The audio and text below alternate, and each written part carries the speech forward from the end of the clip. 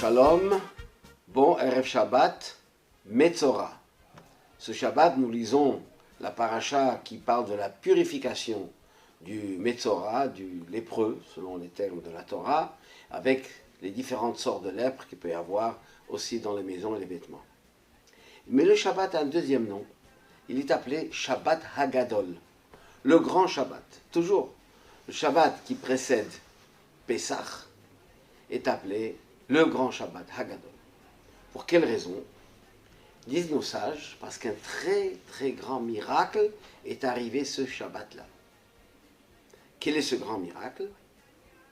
C'est que ce jour du Shabbat 10 Nissan, 5 jours avant la sortie d'Égypte, il y a eu une guerre civile entre les premiers-nés égyptiens qui voulaient laisser partir les Bnei Israël. Les êtres égyptiens ne le laissaient pas. Alors, il y a eu cette lutte interne entre les Égyptiens, que nous lui disons dans la Haggadah, dans les termes du psaume, les Maké Mitzraïm Bivchorehem. Les Égyptiens eux-mêmes ont changé, ont été transformés et ont forcé leur chef de faire partir les Bnei Israël. Très bien. C'est un grand miracle. Mais pourquoi? Et la question surtout, ce miracle est arrivé le 10 Nissan. Toutes nos fêtes sont marquées par les jours du mois. Et là, la Torah a choisi de le marquer par le jour de la semaine où c'est arrivé, le Shabbat. Ce n'est pas toujours le 10 Nissan. Cette année, nous serons bien avant, une semaine avant Pessah.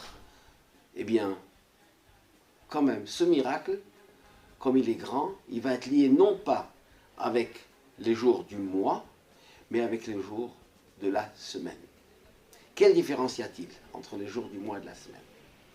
Disent nos sages que ces deux cycles de temps, la semaine, 7 jours de 24 heures, qui est lié avec le soleil, puisque les 24 heures c'est avec le soleil, c'est la manière dont Dieu dirige le monde, caché dans la nature.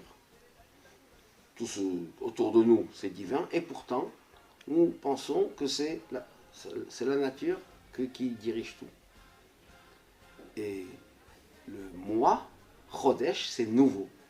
C'est le changement. C'est quelque chose qui sort, qui est venu après. Quand la nature, on a eu 7 jours et l'année, pour nous, le mois a commencé à la sortie d'Égypte.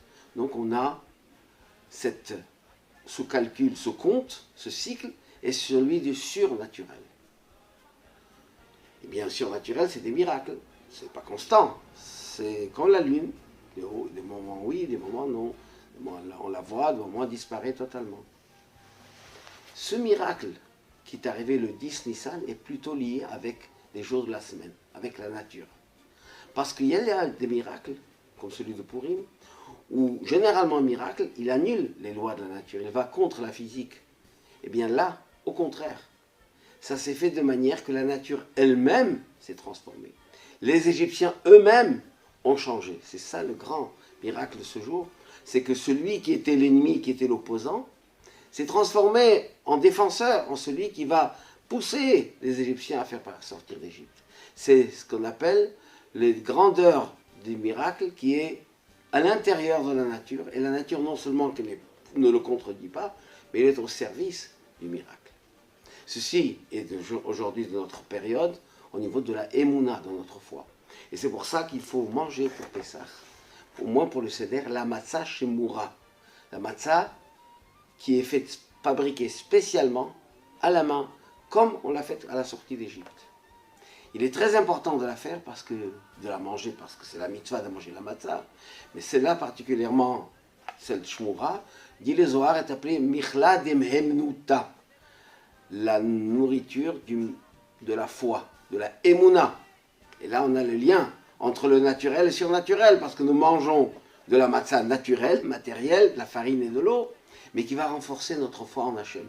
Et cette foi, elle est très forte, parce qu'on a la émouna, que Mashiach arrive bientôt. Et là, tout ce que nous savons, tout ce que nous croyons, se verra de nos yeux. Veridira ou kol basar, toute chair verra.